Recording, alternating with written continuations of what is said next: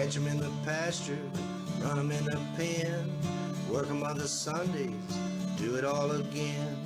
Race 'em in the sand, buck 'em in the mud, drip a cowboy's sweat, bleed a cowboy's blood.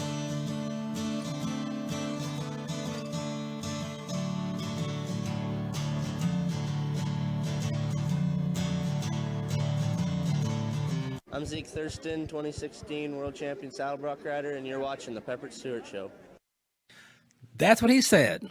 Is it the first time? We don't know. But you're here. And I'm not. Well, yes, I'm here. Dang it. I'm here again. I don't know why. But we're going to welcome you folks to the show.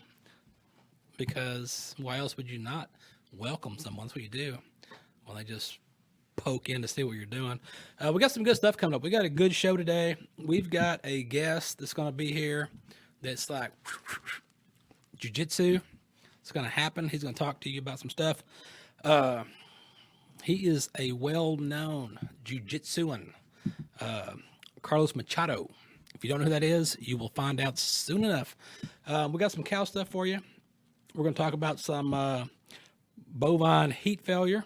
What's going on with that? Horseback injuries in the pasture, in the pens. We're going to discuss that a little bit. There's some ranch horse events coming up that we're going to talk about that's going down in Texas. Some sites you can go to look up what's happening. Bull ride news, PBR teams is happening. Pluto TV, check it out. We've got our odd news that it's everybody's favorite. Everybody's favorite is the odd news because it's so odd, you never know what it's going to be.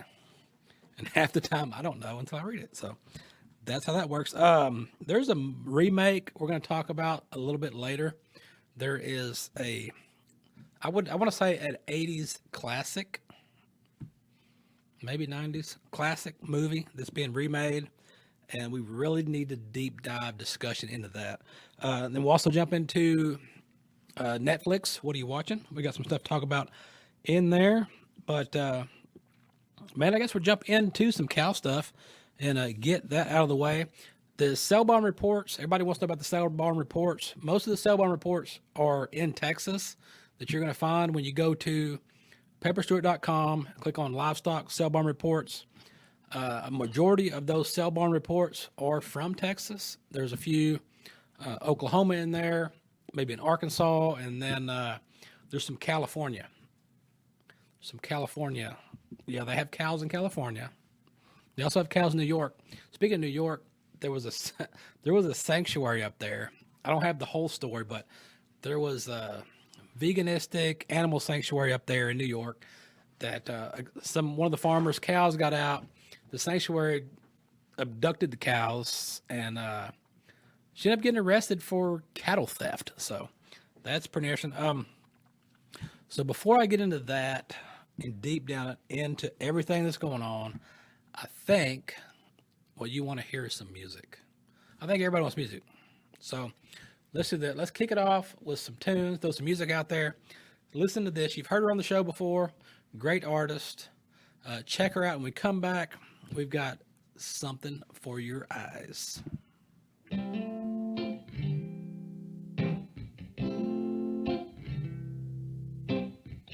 Done playing these city boy games. Done chasing those red eye planes and killing myself to reheat a flame. Done wondering who's on his line and what he's doing with all his time, and if I'm good enough for him to be mine. I just need a love that's simple. He could wear a Stetson or resist all, 'cause I'm needed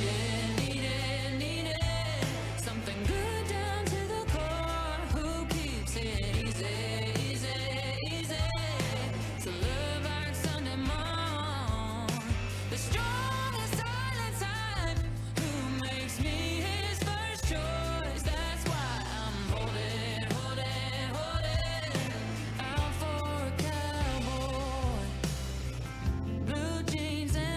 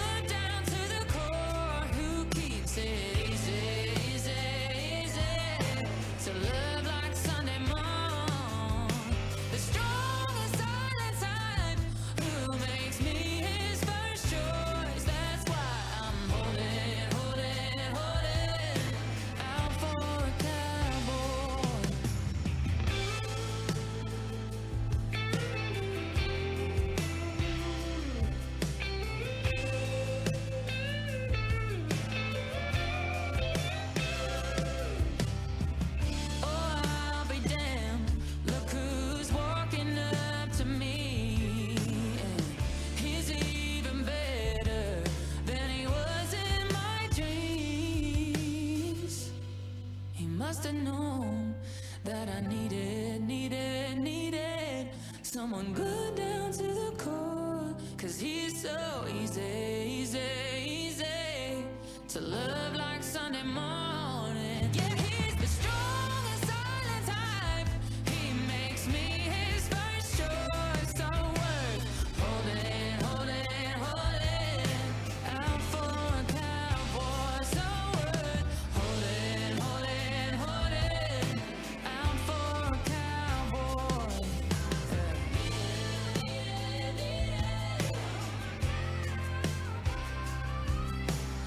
Easy.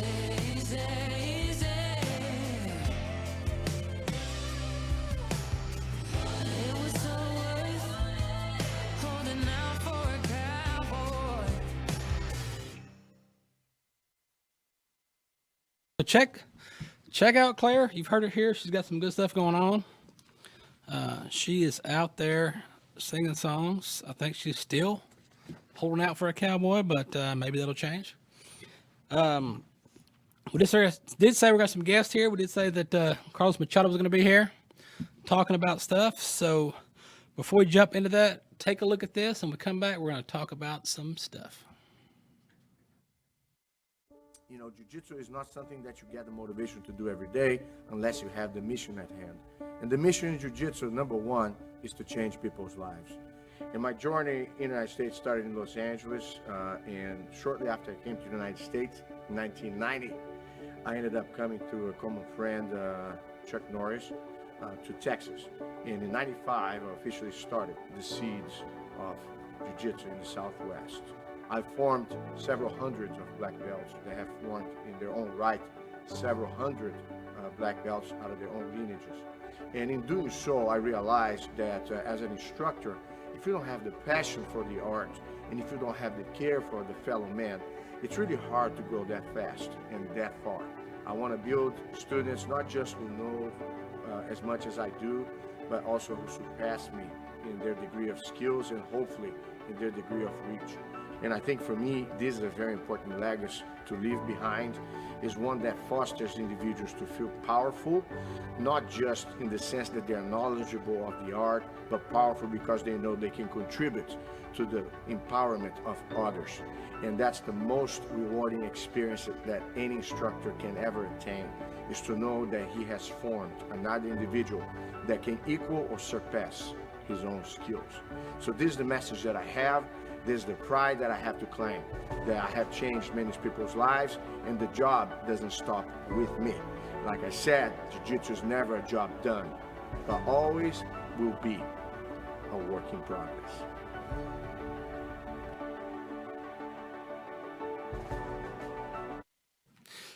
All right, so with that, we've got the man himself. Carlos is here. He is known as the Godfather of Jiu-Jitsu, an 8th degree coral belt. I'm not sure what that means, but I'm going to find out. Came here back in the 90s. So let's talk about that. All right. So You came here to the 90s. When you got here, what did you think? Okay, so I always, excuse me, go back to when I left Brazil. Yeah. Okay, I had to say farewell to quite a few people, including my parents. And my dad was, last time I saw him was at the airport. Okay. So when in hindsight, it's kind of like you go to a journey, you know, Columbus, when he took a ship and left Europe, coming to America. Kind of different experience, but similar in a certain way, because I really didn't know what to expect. The main reason I came here originally was to give my brother Higan, who was here ahead of us, some support so he could train wrestling, because they were about to open the first Gracie Academy at the time, and Higan was scheduled to be a full-time instructor. He said, Carlos, I don't want to be a full-time instructor. You come here, you know, we've got plenty of room to grow.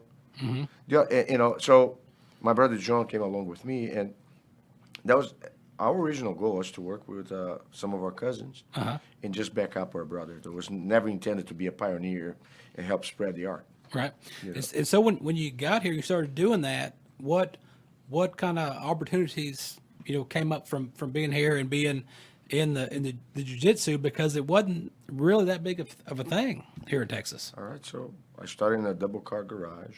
We put some mats. And to the extent that we still had some work along with one of our cousins, he would share tons of students who wanted to do privates. So it was like an 8 to 8 job, Yeah. 12-hour shift. I mean, the demand was pretty high. Nobody knew about it. Yeah. You know, but we had some differences of philosophy. Okay, now there's a common denominator there, something that took place in the midst of our coming, and the origin of our mission, so to speak, is who you meet at a critical time. Right. Okay, so Chuck Norris was the man. All right, I met Chuck 2 years earlier, coming here on vacation. First time ever going to Vegas. I'm like, my gosh, you know, there was a convention, and then my cousin was the one who was organizing it. He invited, you know, several of the brothers and other cousins. We had a delegation of 12 black belts.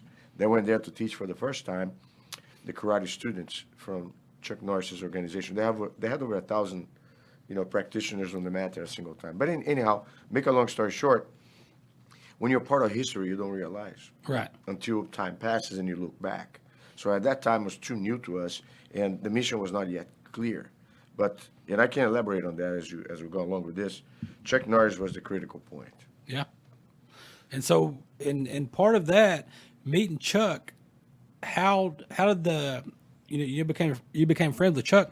How did that work into what you were doing and what he was doing at the time? Okay. So Chuck Norris was always somebody that wanted to explore new things. If you look at his biography, you know, he was a karate champion, became a celeb, a movie star, you know. And but before then, he was sent to Korea during the wars. You know, he was in the Air Force. He started to do taekwondo. He did judo and everything. One of his trips to Brazil, you know, prior to me meeting him for the first time, he heard of my cousins, you know, and wanted to do some jiu-jitsu and felt fascinated with it. And he wanted to pursue. It was something that intrigued him. Something didn't work out between him and my cousin at that time. And he was kind of like not that much into it until we came back a few years later. And we had a common friend back then, Richard Norton, who was an actor also, who had some work that he had done with Chuck. He was also a karate and kickboxing, you know, practitioner. So he and Chuck used to do their workouts at Chuck's personal gym. He was always talking about, man, you should check these guys out, the Machados here and there. So this is what happened. We rented out a 3-bedroom little house in Redondo Beach. You know, it was a mess, man. It was a mess. You know, all bachelors, no maid, nothing. Back in Brazil, it was like I lived in a hotel. I always had maid and cook. And my dad was not a millionaire. He was a judge. But he still provided us the comforts of the culture. You know, it's common for people in Brazil to have that kind of, you know, without having to have too much to pay for it. Right. But anyhow, long story short, last we heard, we're like, wow, Chuck Norris is coming. Because Richard Norton used to train with us, and he is the one that invited Chuck along. So we had the quickest cleanup makeover we could ever imagine. We put all the dirt in trash bags, stuffed the trash bags in the trunk of an old Buick, you know, and that was it. And then when Chuck came down there, we were like little kids sitting on the couch talking to him, and he went to our garage mat, had the first session with my brother Hegan, brought Hegan for some sessions with him privately, and then I eventually became his main instructor, and I traveled with him quite a few times. And then at a later time, Walker, Texas Ranger take place. And that's another chapter right there. So how did that work out doing Walker? Because I guess it's out there now, but season 3 of Walker, Texas Ranger is going on now. And then I'll be playing a Ranger in season 3. Nice. So how did playing in the show, which it filmed here in Dallas, Walker back the old the old Walker, filmed here. So how'd that work out with you and him and the show?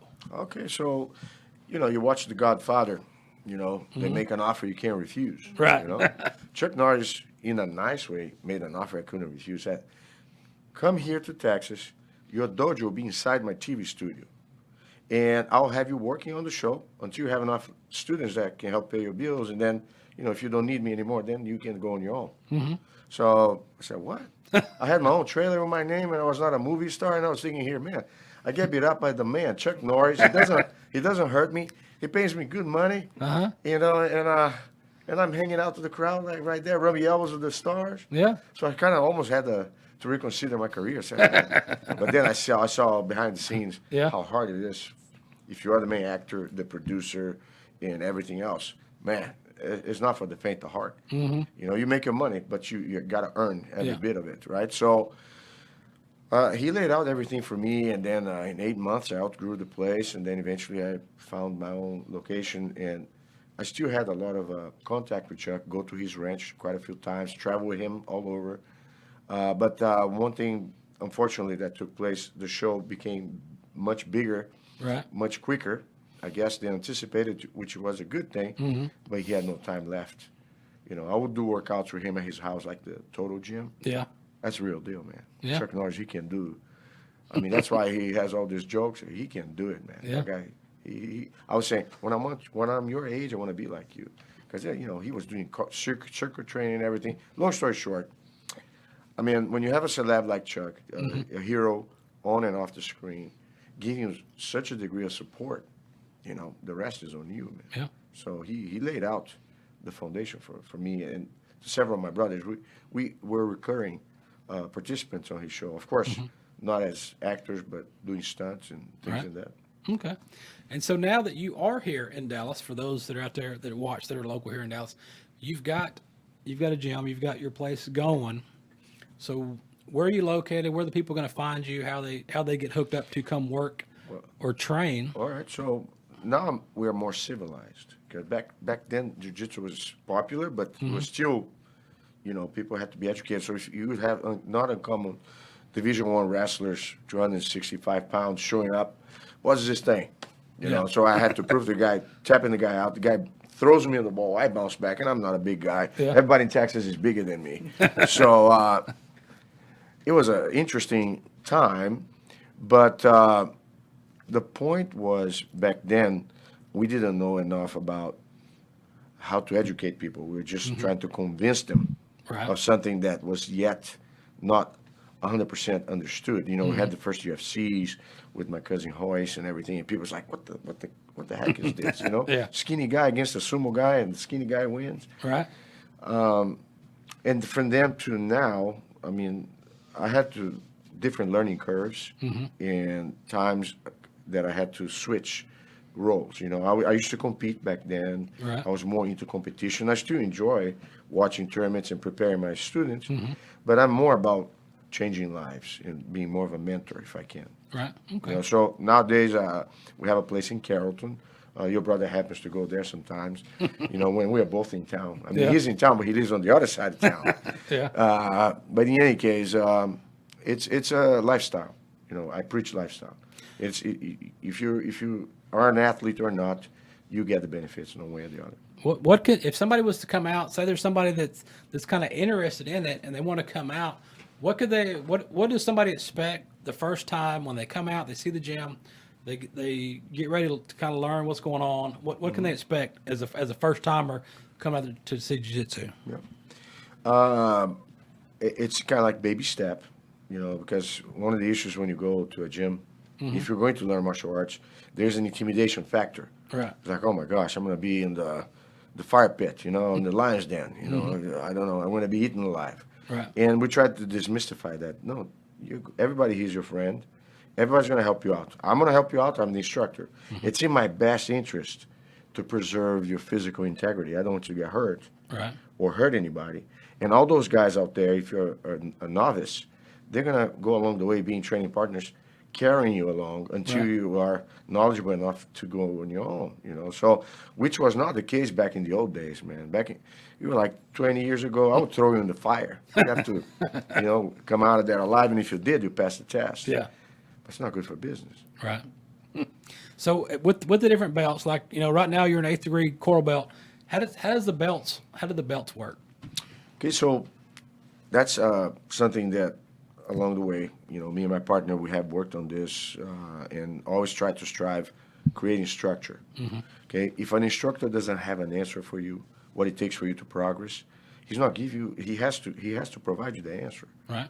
And it cannot be different answers every time you ask the same question.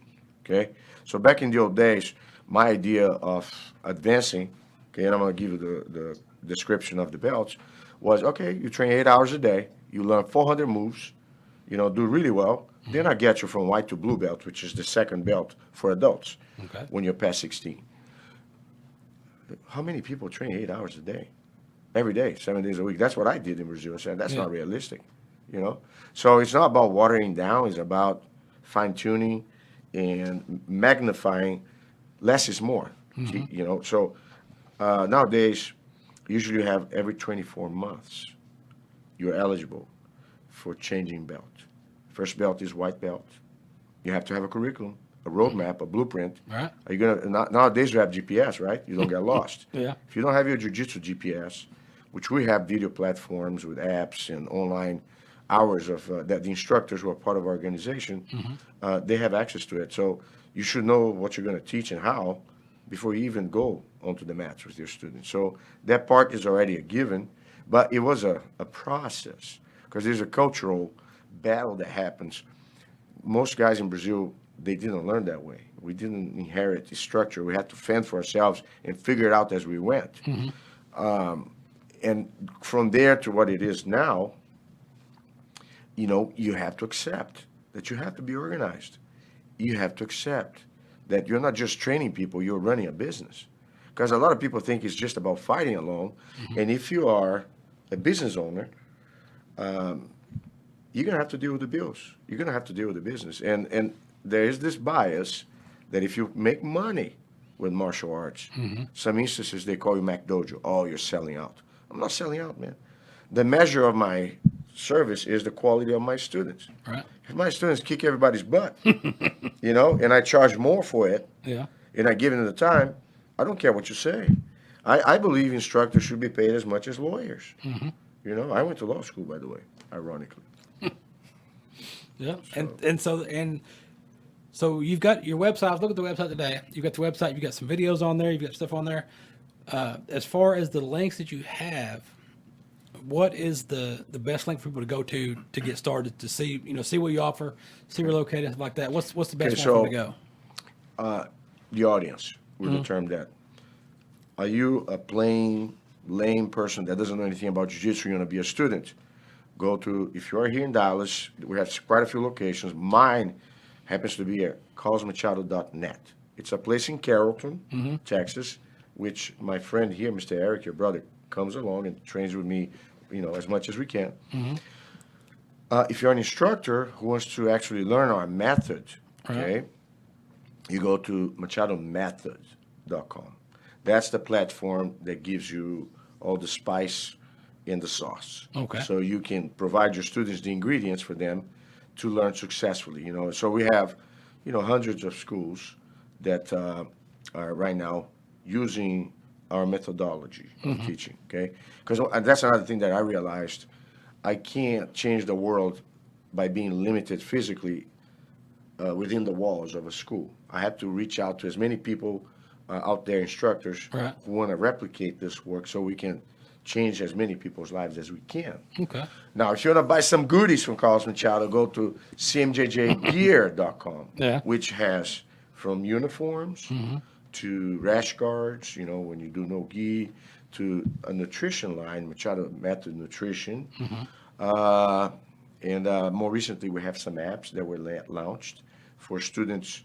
They are members or no members, members of our organization, which is called the Carlos Machado Jiu-Jitsu Association. Okay. And we have events, tournaments, for those who want to go at it. Yeah.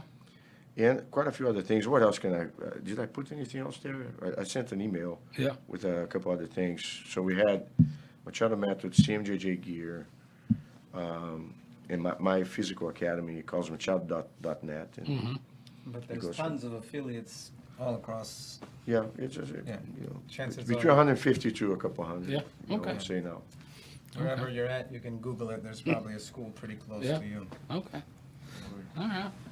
Well, you'll be able to find it. And that is the man himself, Carlos Machado, here talking to you guys. And what we're going to do now is we're going to jump into Netflix.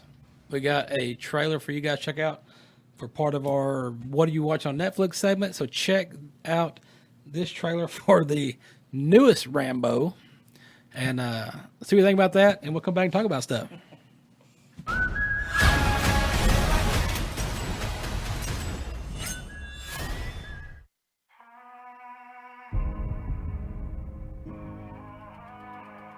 I've lived in a world of death. I've watched people I've loved die. Some fast with a bullet. Some not enough left to bury. Yeah, I'm gonna take my horse to the old town road. I'm gonna ride till I can't no more. All these years I've kept my secrets. But the time has come to face my past. And if it comes looking for me, they will welcome death.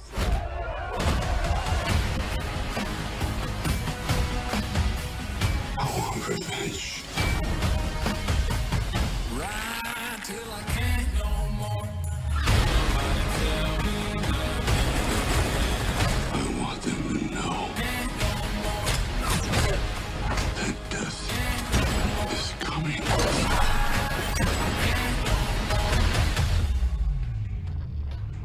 And there's nothing they can do to stop it.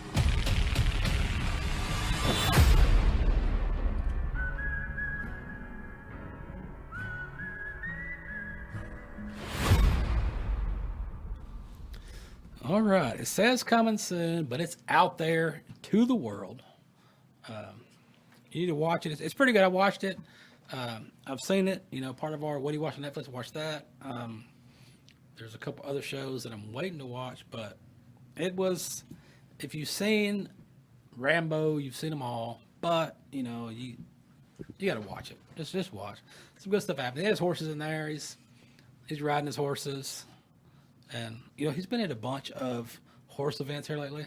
Stallone? Yeah. Really? Yeah. is he doing? He was up there at a reining horse deal somewhere, and I guess he's all invested with horse stuff now. You got Taylor Sheridan, the horses. And But is he, what kind of horses? Cutting horses? Race I horses? think it's reining horses. Like in that show, he's got reining horses where they're out there, and he's running them in the pen and spinning them around. And I remember even in the 80s, he rode like a black horse around trying to stab people and stuff. And that's what he had is he had what do you call them?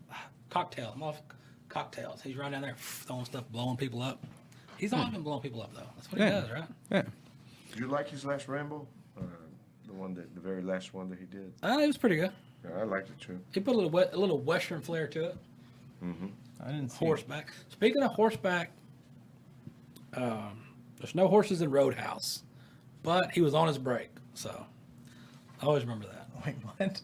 You know Roadhouse. No. The original Roadhouse. I was 8. Okay, the original Roadhouse. It happened back. It had to be back in the '80s, and that was the classic scene of Roadhouse was when they bust in on Swayze and he turns around and is like, "But I was on my break." If you hadn't seen it, you had to watch it. But anyway, they're remaking Roadhouse.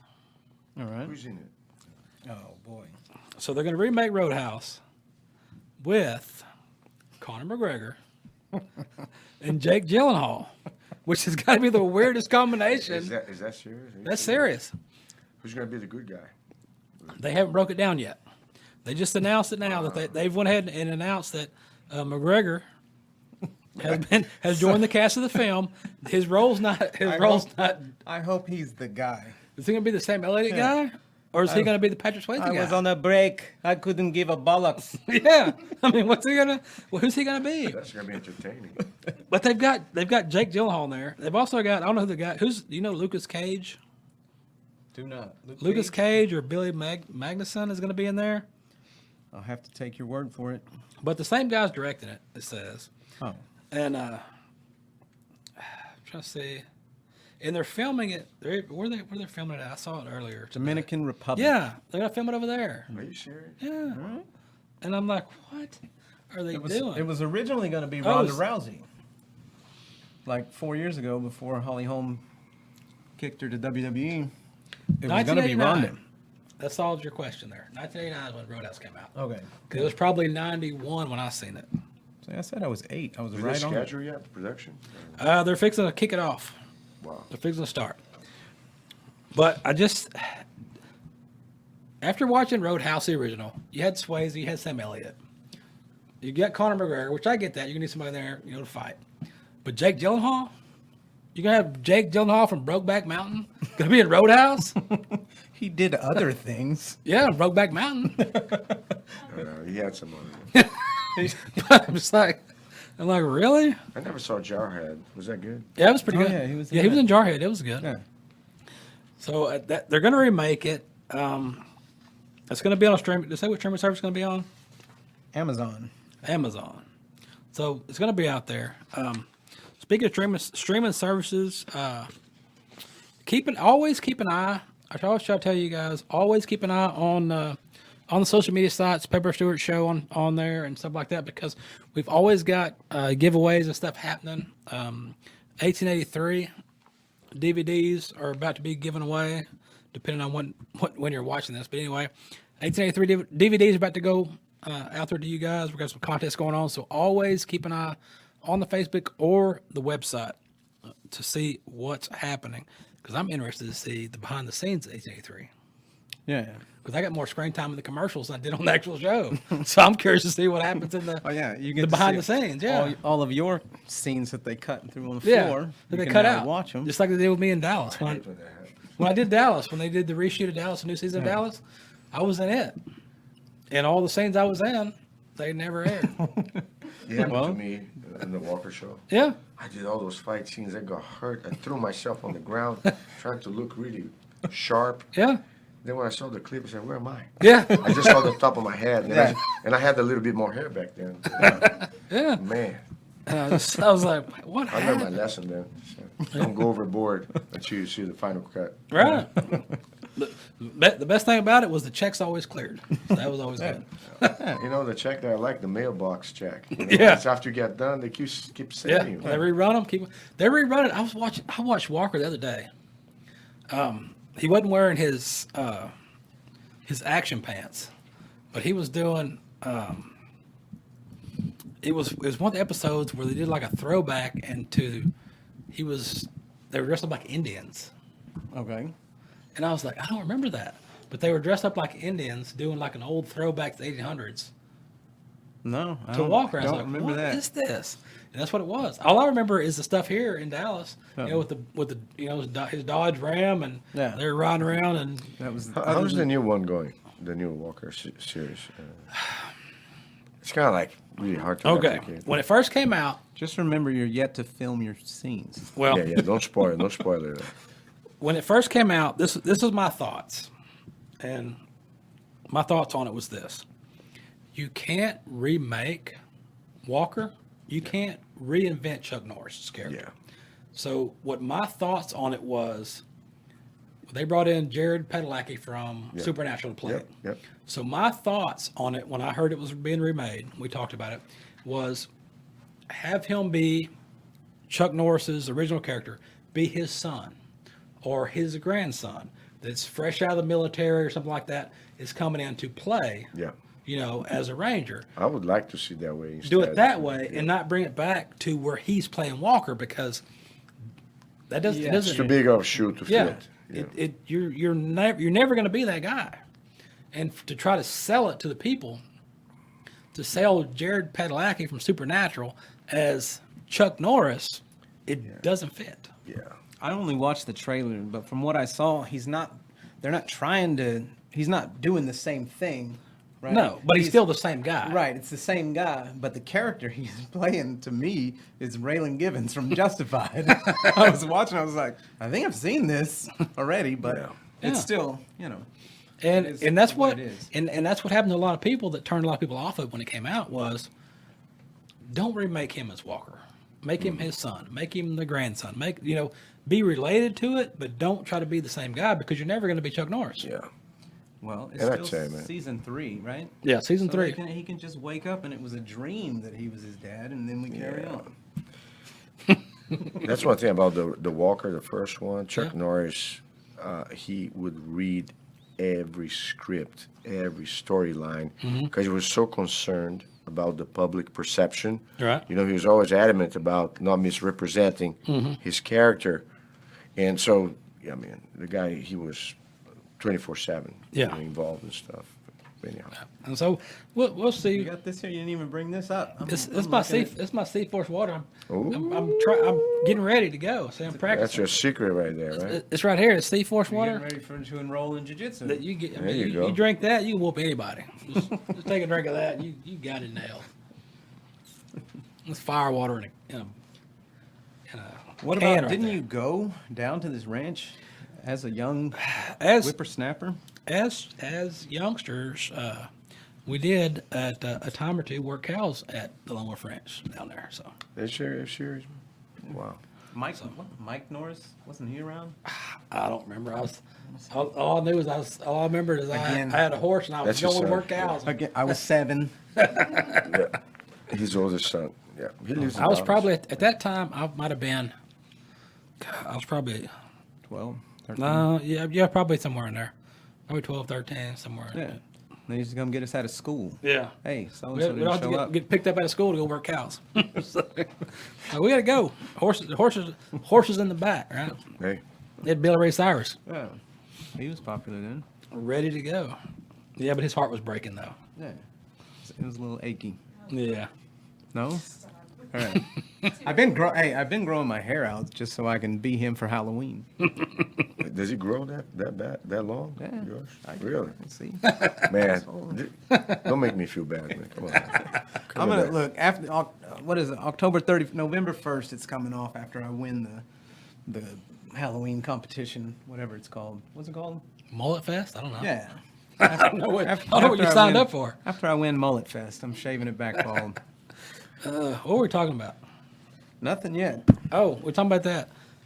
Speaking before I go too far, I know I said it before, but people always get mad, so I'll bring it up again. But the guy who wrote Lonesome Dove, Oh no. yeah, McMurtry. yeah. So the guy wrote Lonesome Dove. Lonesome Dove is a love story between Gus and Cole. Okay. Wait, what? I thought it was between Lori Nope. and No, Dish. because he also wrote the screenplay to Brokeback Mountain. All right.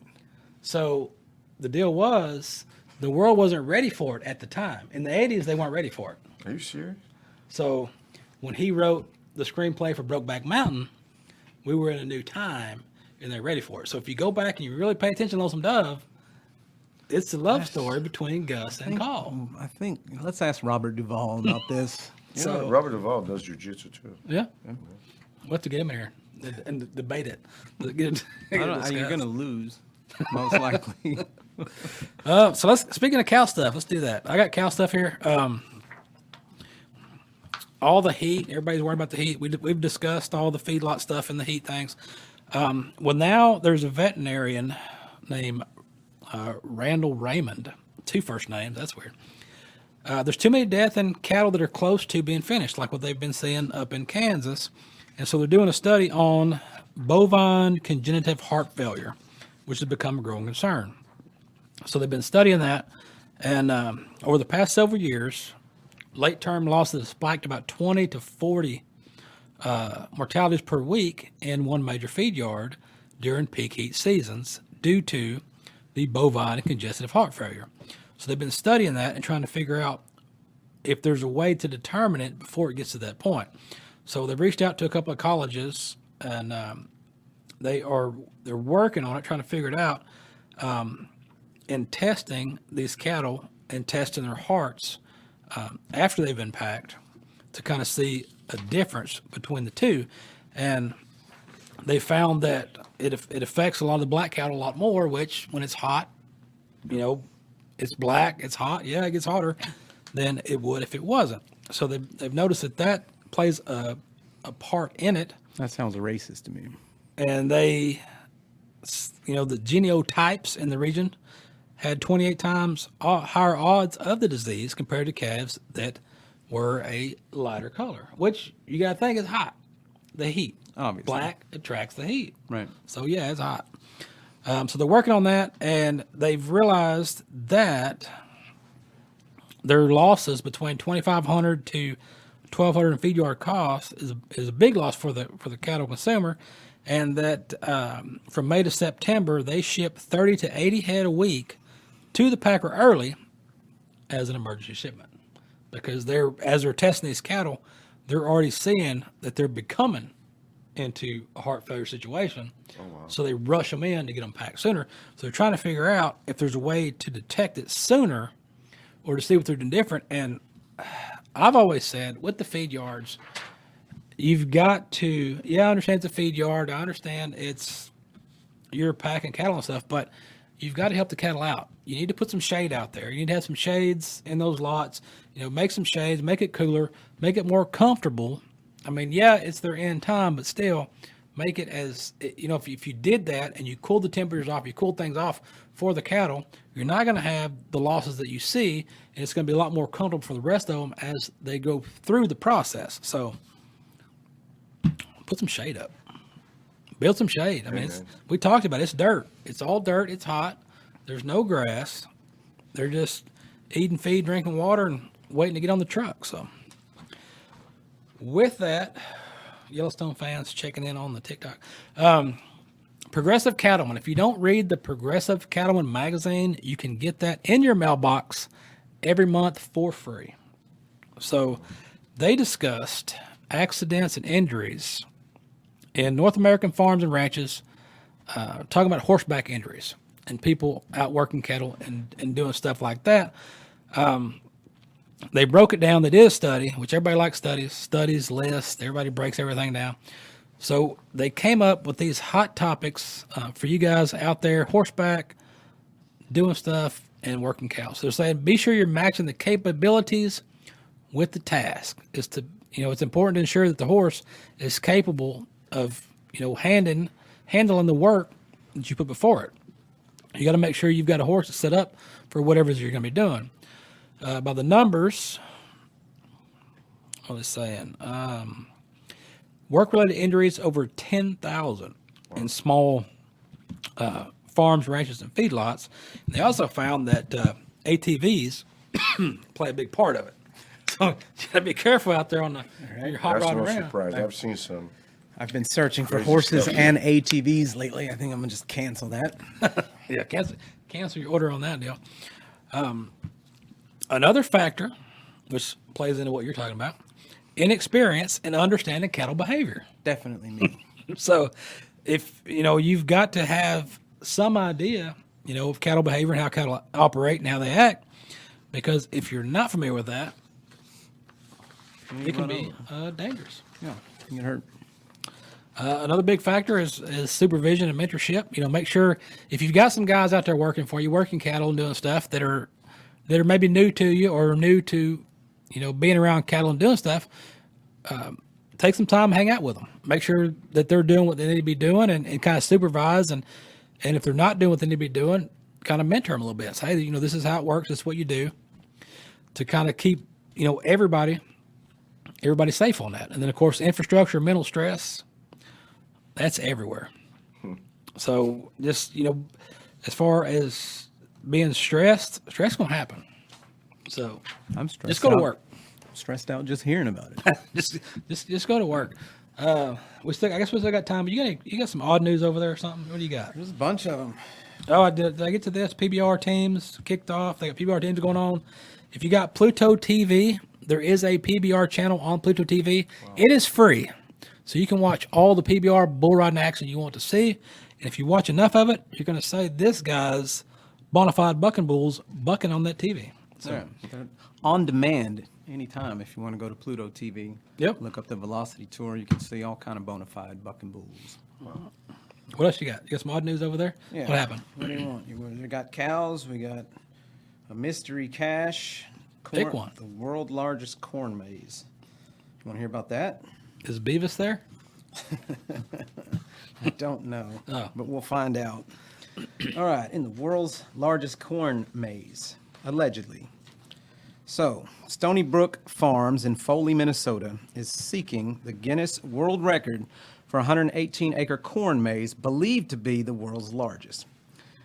Manager Brad C., I don't know if you're familiar with him in Foley, Said the corn was grown in a particularly large field this year due to the crop rotation.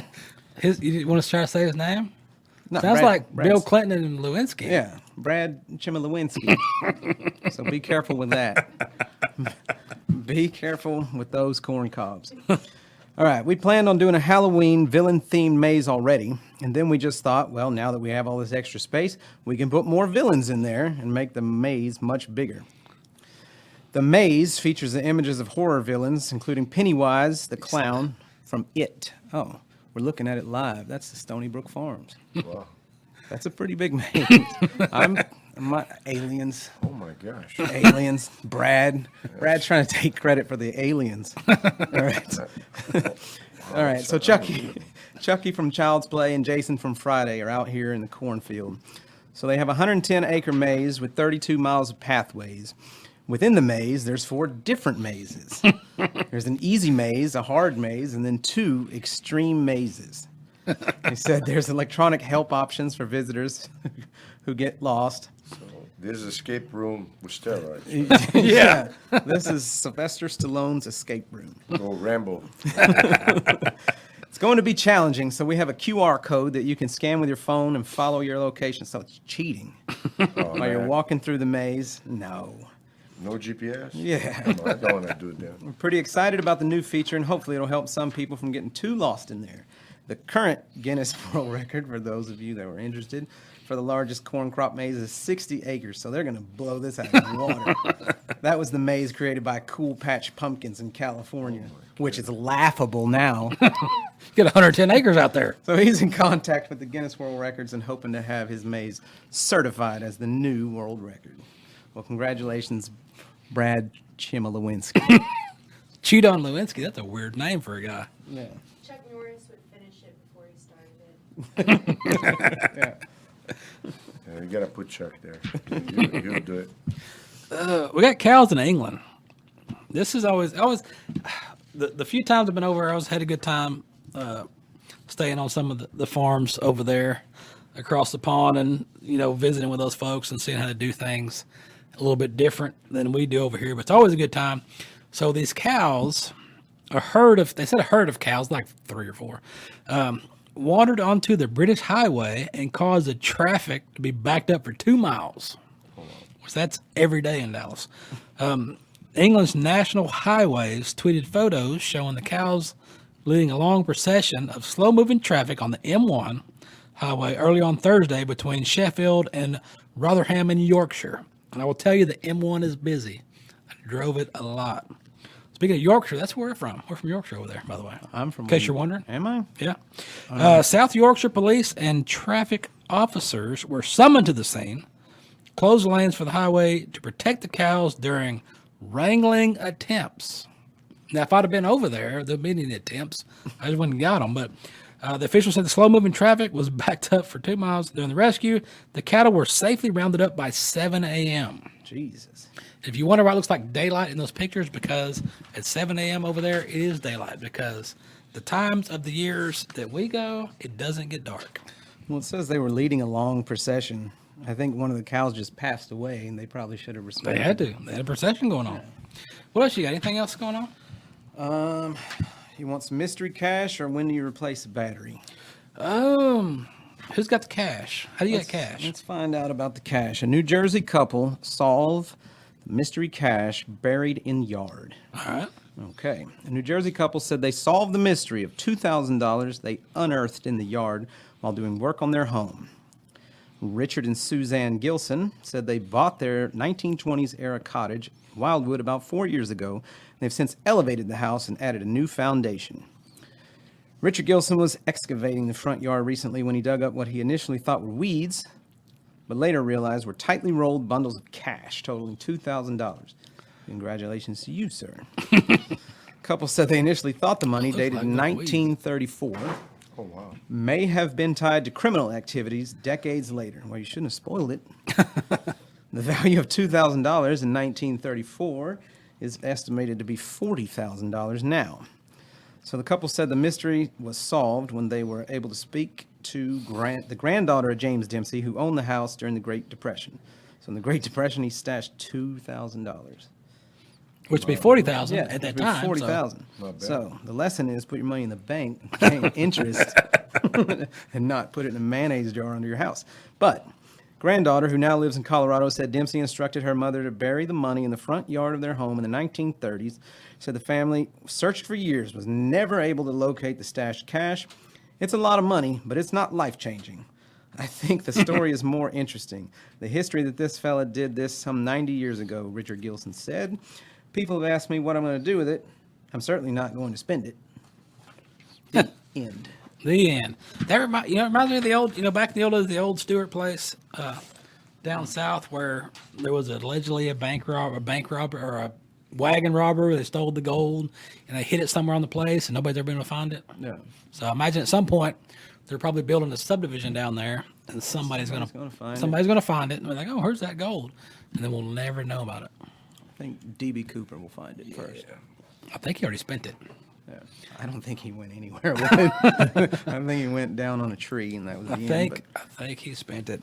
Well, before we get out of here, be sure you check out the website to see what Carlos Machado's got going on. Be sure you look at this site and go get some jiu-jitsu. Get a little training in there. Go check it out. Just go check it out. Go try it out.